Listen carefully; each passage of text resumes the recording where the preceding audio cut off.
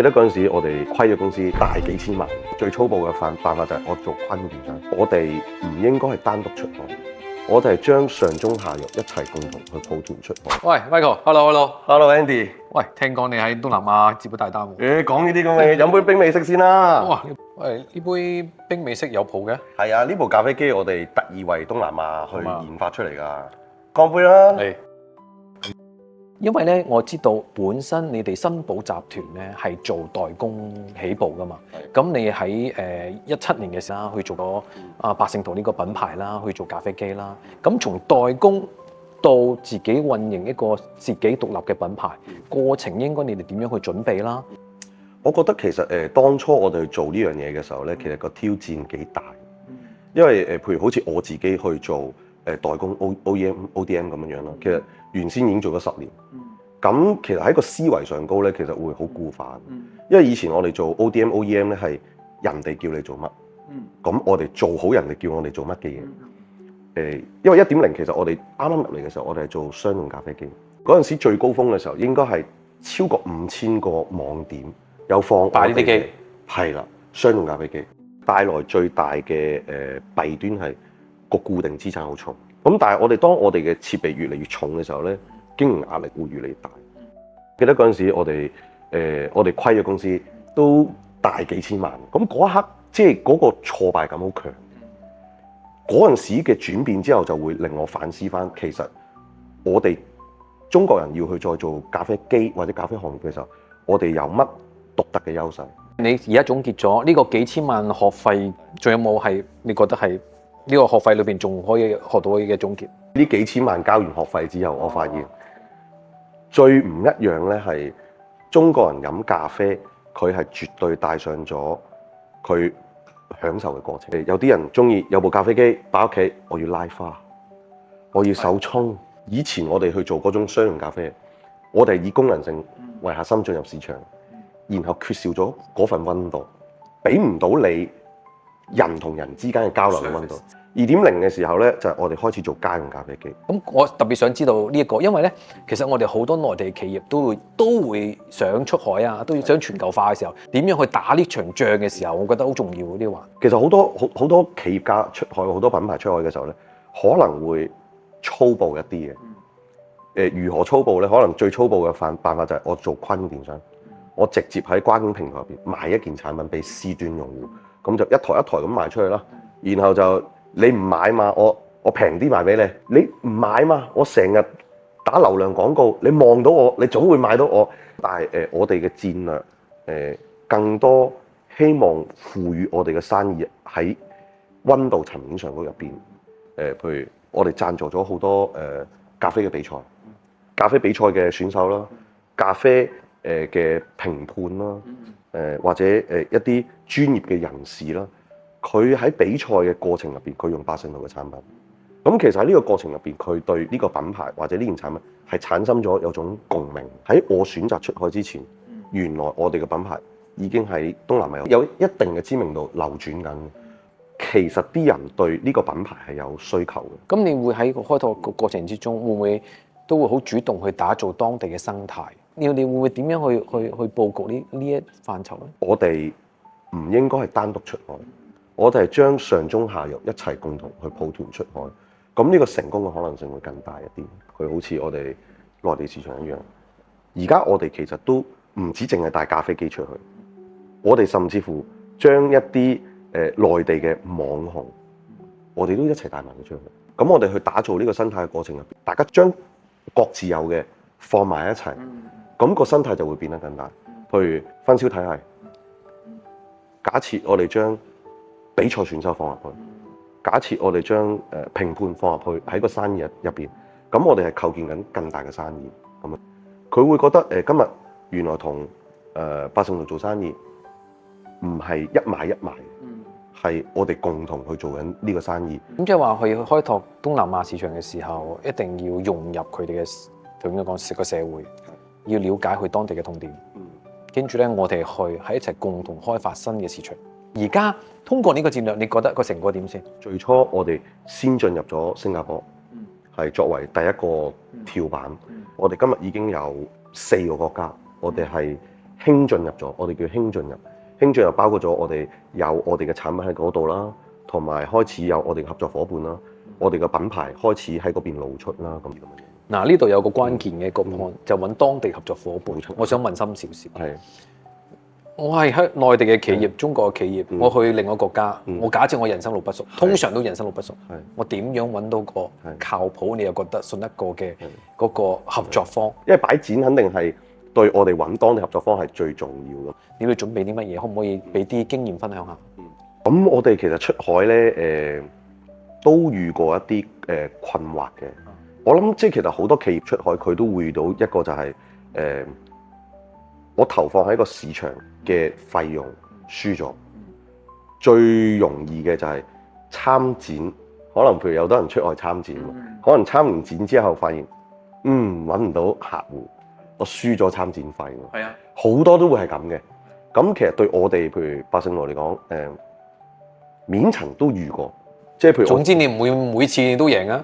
係啦，即係參展原來你發現最後揾唔到客戶俾張訂單你，但係即係對我嘅角度嚟講，其實我嗰刻攞唔到張訂單，但係我贏咗嘅係我個品牌喺當地亮相，我贏咗嘅係我認識到當地嘅朋友，我贏咗嘅係我能夠了解到當地嘅文化，去為我下一步再進行當地進入市場嘅下一步嘅戰略去做一啲調整。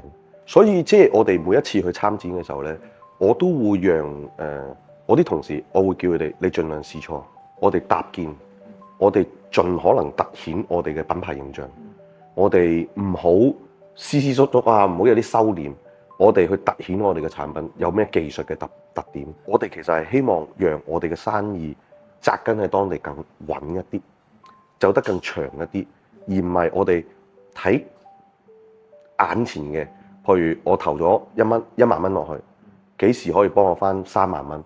咁借住呢個話題啦，咁喺你而家嘅國際化嘅發展裏邊，你更加需要一啲新嘅合作伙伴。我都好期望即係譬如揾到一啲新嘅合作伙伴啦，可能佢已經喺當地有資源，但係可能佢唔係做咖啡機嘅，咁即係我哋百勝路係肯定係非常歡迎，譬如我哋有合作嘅機會啊咁樣樣。